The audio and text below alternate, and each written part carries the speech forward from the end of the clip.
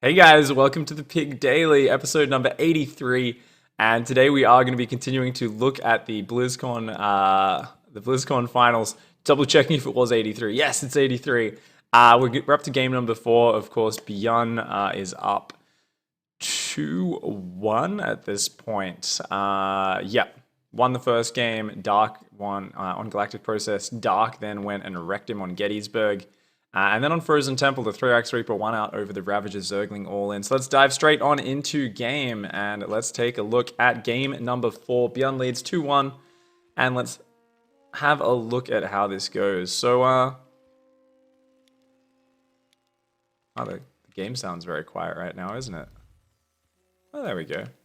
Anyways, so this is Apotheosis, and we are going to be seeing the Hellion Banshee opening out of Byun, and it goes beautifully well. This is a drone barbecue game. Now, this is not going to be a very long episode. This is going to be a very quick one, and then we're going to jump straight into doing another episode on the next game, which is the most epic game of the year. It is so incredible. But this one here is a game which also impressed me. Like, basically, Dark gets way behind, and then we watch him try to get back in the game, and Byun doesn't really give him an opening. But I remember watching this from Byun's, Dark's point of view, and I was like, oh my god, like, this guy actually might bring this back. No, Byun's too good. And then in the next game, we got to see Dark take it to, like, a whole new level, so it was pretty awesome. Now, just looking at the opening build order, first of all, Byun here is going gas first into a barracks. He's going to go straight into Reaper, Factory, Reactor, swap those over, and do a really nice job there. Let me just make sure I've got all that open. Yes, I do. Cool. Okay.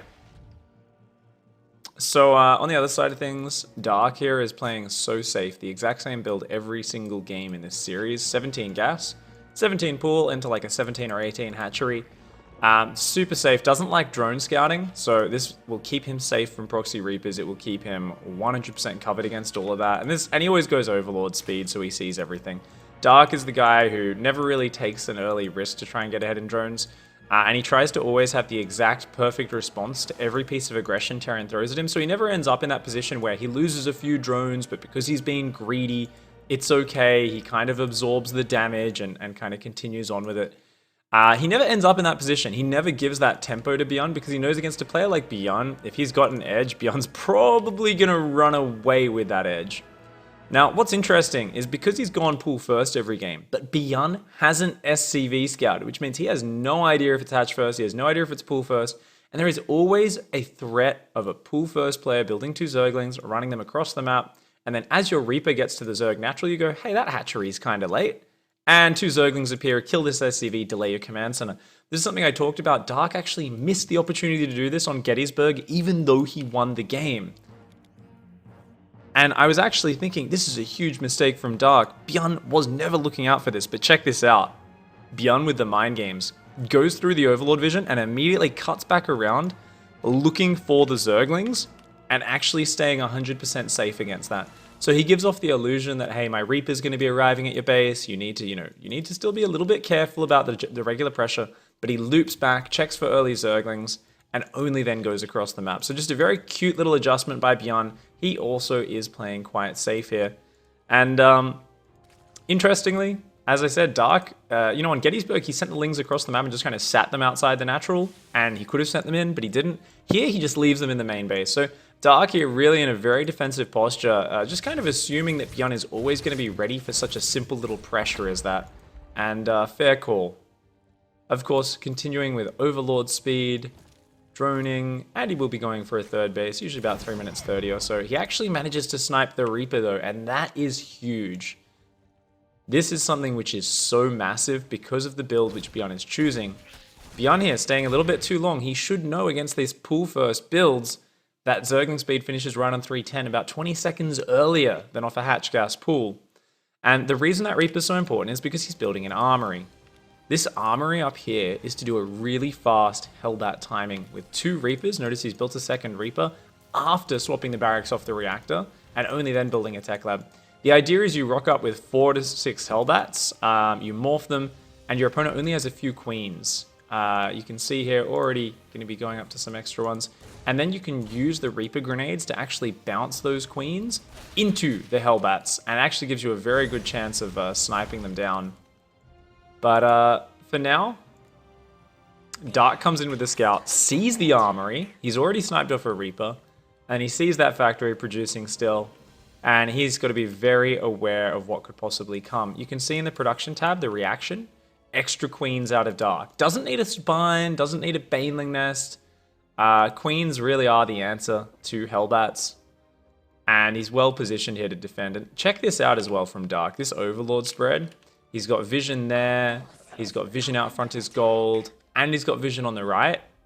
The only blind spot is actually up here. Byun dives in there. Gets an amazing volley on these Zerglings. And they're almost all dead. And then he's just in the drone line. And that Reaper grenade bounces those queens away from the Hellions. And there's Hellions loose in the main. One Hellion gets trapped down there at the bottom of our screen. The other four make it into that main base. Dark there does focus fire the weak Hellion. But 3 Hellions can still one-shot drones. So more and more of them are going down. And Byun here makes a great call. Rather than overcommitting and diving on those drones, he just says, I'm probably not going to get them. Dark's too good. Just keep wasting time. Keep wasting time. And why is this such a powerful move? Because he's up to 13 drones killed. But 2 more reinforcing Hellions have arrived. Dark's distracted. And oh man, roasty toasty drone barbecue. 21. An extra 8, an extra 9, and an extra 9 kills from those Hellions. And it's almost game over at that point. That is huge. This was one of the saddest moments for the Dark fans watching. It was one of the happiest moments for the Byun fans. You know when you're cheering for your favorite StarCraft player and they get a little bit lucky and they like accidentally scout a proxy or they go for a little poke and then it just kills 22 drones and they're like, ah. And you're there, you're like, yes! And you feel so excited. And the guys on the other side are like, this is bullshit, and they're like slapping their table and stuff. This is one of those moments where you're like, really?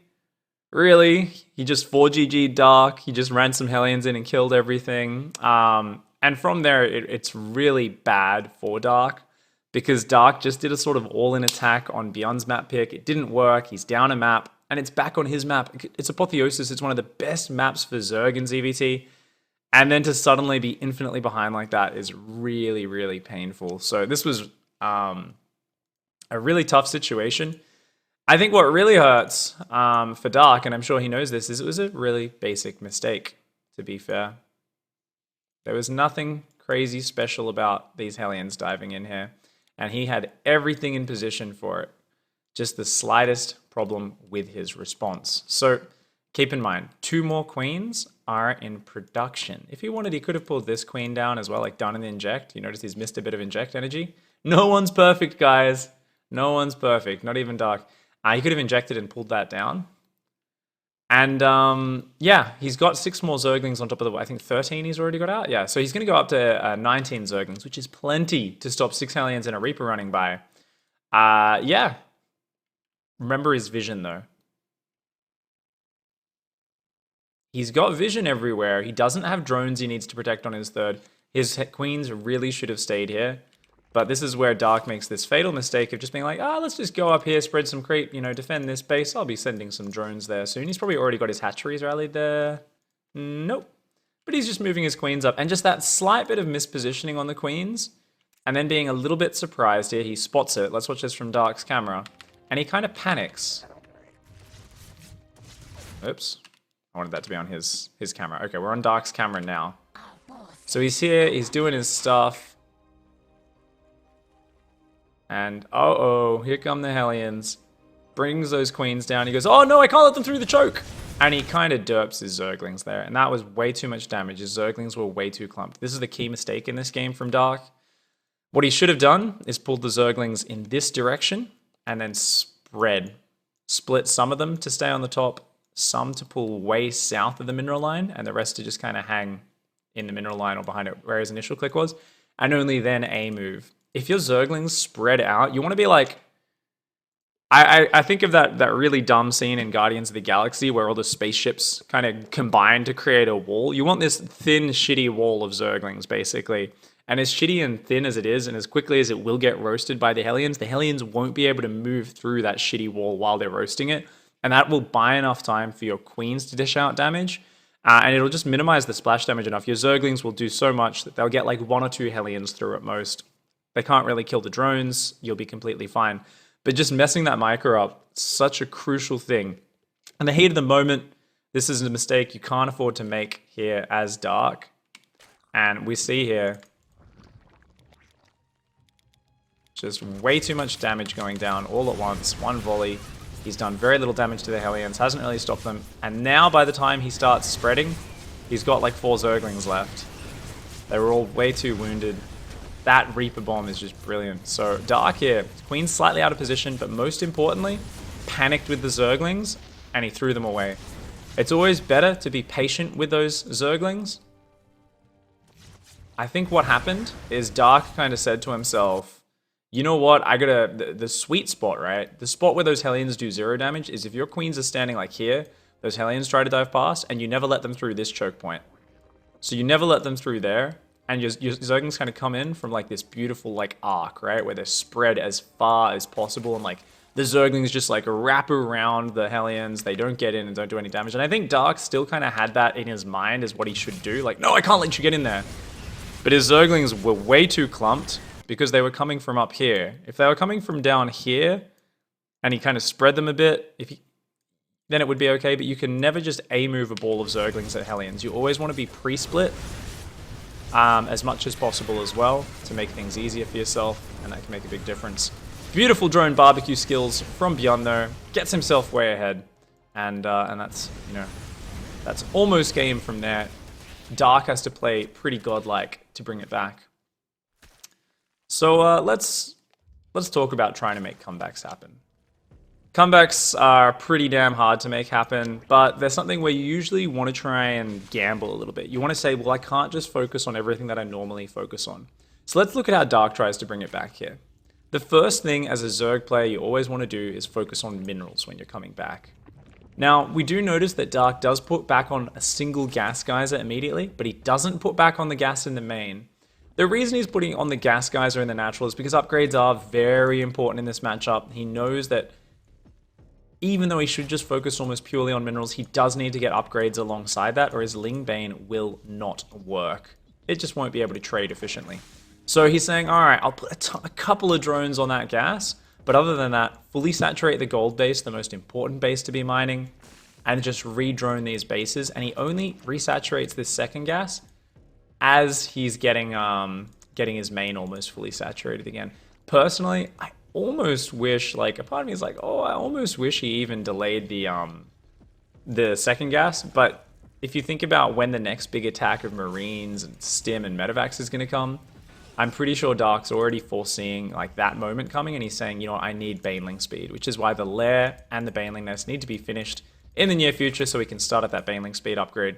However, from here, I actually want to be a little bit critical of Dark's choice.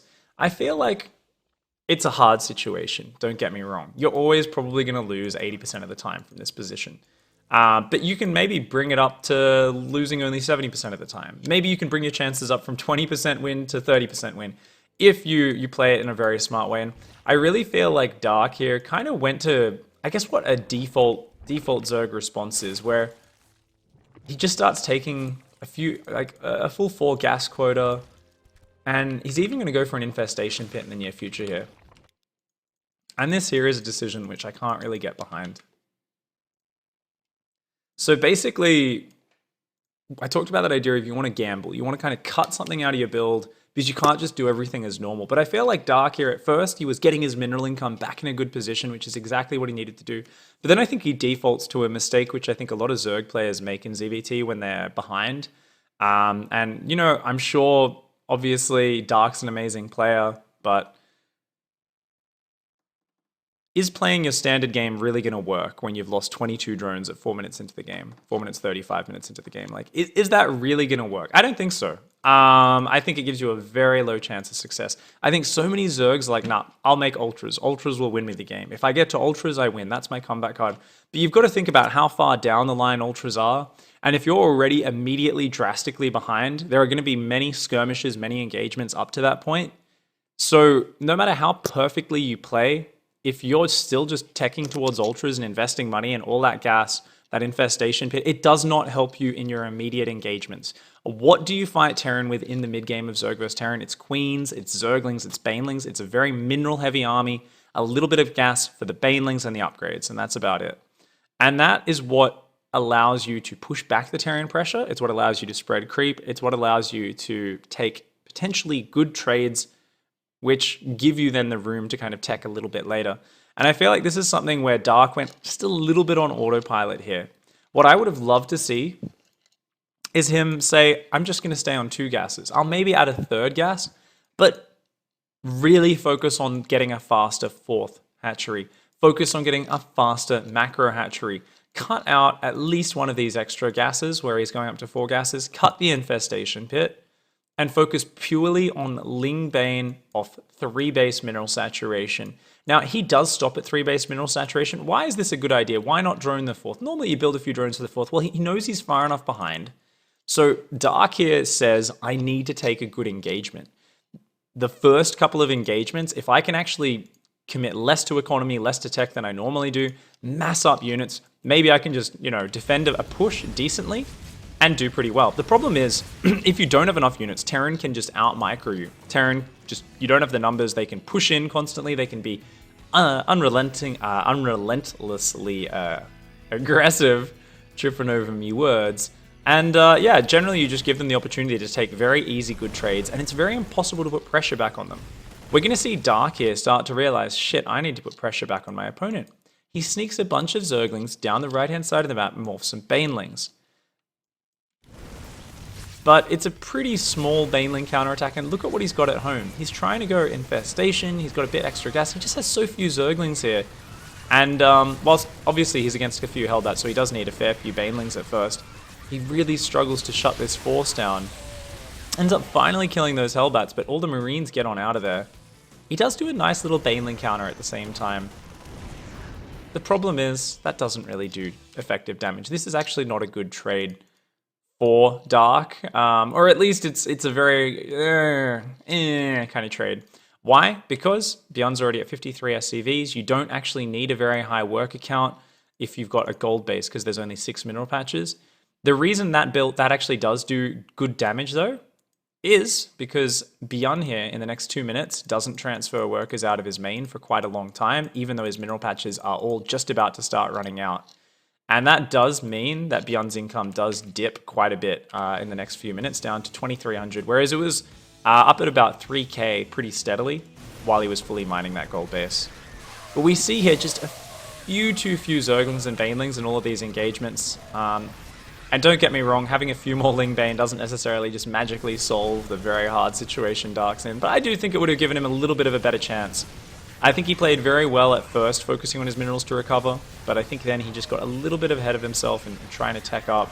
And I think having just that little bit more minerals to counterattack with a few more Zerglings there, not just Banelings. You know, those Banelings, pretty slow, kind of easy to dodge, have a few more Zerglings on the front. And what we see throughout this game is Byun never really gives Dark the opportunity to put the momentum back in on Dark's side. Dark here constantly says, shit, I can't just keep trading into these armies front on, I don't have enough units, I need to buy time, I need to counterattack. And one of the big things you want to achieve with these counterattacks as Zerg is forcing the Terran to be uncomfortable, forcing him to put constant APM at home, and forcing him to kind of leave units at home as well. Slow down his reinforce, slow down his ability to get units over across the map. But what we have here is my favorite thing that Byun does so many times. This is the Byun anti-counterattack Widow Mine. Just somewhere out front his natural wall, there is a Widow Mine in so many of Byun's games, and this friggin' piece of shit, man. This guy, I say this as a Zerg who's tried to counterattack Byun a lot of times on ladder. And this Widow Mine always racks up like 1,000 kills because the Zerglings always clump up around the rally point trying to get through. A Terran's worst nightmare is just after they've pulled reinforcements, they grab this Marine Marauder, move them out, Zerglings run in, they've only got a few Marines and Marauders, the Zerglings get on top of that rally, kill them, and then they've got free reign over the natural and the third mineral line. And the Terran player just has to regroup his units on his ramp and then stim them down, might have to pull some of his reinforcements that were walking across the map all the way home. But this Widow Mine here adds so much strength. If the Zerg isn't watching, then he will just lose a huge number of units to it each time. It forces the Zerg to not just do a set and forget counterattack. As a Zerg player, you often want to say, okay, let's just counterattack 50 Zerglings there, and I'll micro some Banelings into his army at the front, so he's got to stare at the front and distract, and then I can pull those units back at the front, and then I look back at the counterattack, and I split them into the mineral lines a bit, but they've usually already started doing the damage. You do that against Byun, you look back, 3/4 of your Zerglings have just died to a Widow Mine shot, and you're like, God damn it. And Dark realizes he doesn't necessarily have the APM or even the unit number to overpower this sort of setup. So he kind of just pulls his Zerglings home most of the time. And as a result, Byun is able to reinforce the front very quickly. He's constantly pulling these small armies of Marines and Marauders across the map. And because he's got that comfort, he's able to be a real pain in the ass by just constantly picking up, dropping down here. I talked earlier in the series on Galactic about how Byun's very clever with his rotation of units. He likes to push the front as soon as the Zerg starts to get comfortable defending that angle, or an attack trades, but it kind of fizzles out. As soon as his reinforcements get there with the new important units, he always rotates. So he rotated down here, he started pushing this creep back. He saw that Dark was getting ready for it, he picked up and dropped in the main. There's always just this very much, let's force the Zerg to try to deal with many different angles. Here we see an incredible moment from Dark, where Dark actually starts to shut down these drops really well. Byun just slightly inattentive while he was macroing and bringing his reinforcements down, and he actually loses a lot of Marines here. But using those minerals, and still somehow manages to save 8 Marines there and continue to apply pressure into that main. So even though Dark there kind of made some magic happen, actually managed to shut down some drops, he actually lost a lot of Zerglings for it. And the units lost, you can see what happens when you're behind against Terran. The Terran player becomes grossly efficient. And yeah, Byun just plays this so well. Constant rotation. Once again, okay, I pushed that way, let's rotate back the other way. This also helps keep the creep in control. If you're always just pushing down one path, then the Zerg is able to, if they do defend that one path eventually, you realize the creep on the other paths is like 3/4 of the way down the map. But because Byun keeps rotating, he keeps back Dark's overall map control, while just making things very uncomfortable for Dark.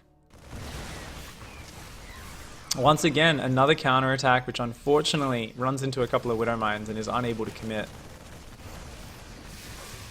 And here we this engage is actually just gross. This is sickening. Look at Dark's micro.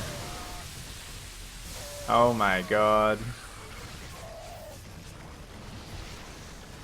And these Marines, it's like, pull back, go forward, pull back, go forward.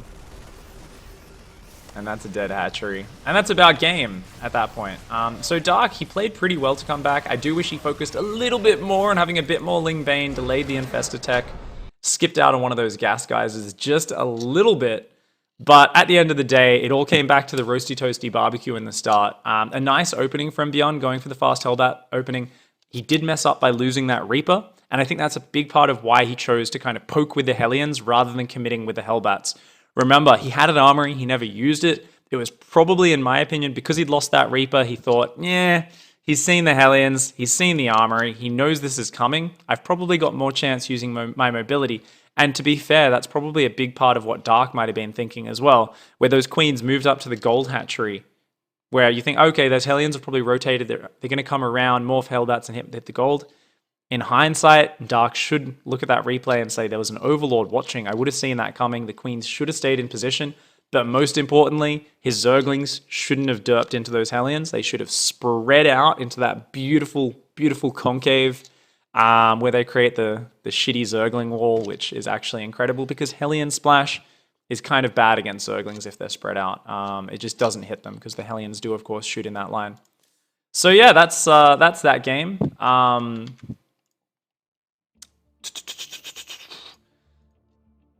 That anti-counter mine, man, it's so good. It's so good.